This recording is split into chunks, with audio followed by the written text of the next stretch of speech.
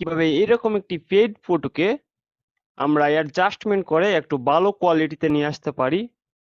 তো এর জন্য মূলত অনেক ধরনের ফিল্টার রয়েছে। আজকে আমি যে ফিল্টারটি ইউজ করব সেটি কাস্টম ফিল্টার, এবং সেটি আমি ক্যামেরারও ফিল্টারে গিয়ে মেক করব। তো এর জন্য আমরা চলে যাচ্ছি ফিল্টারে, এবং ফিল্টার হতে চলে যাচ্ছি ক্যামেরারও ফিল্টারে, এবং দেখতে পাচ্ছি একটি পপ আপ শো হয়েছে।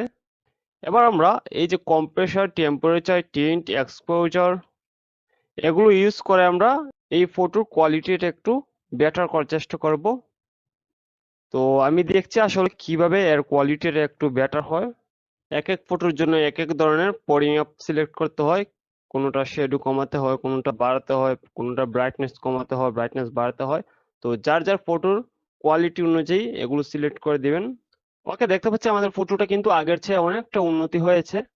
তো পরবর্তীতে এরকম আরো চমৎকার ভিডিওগুলো পেতে আমাদের সাথে থাকতে বলবেন না।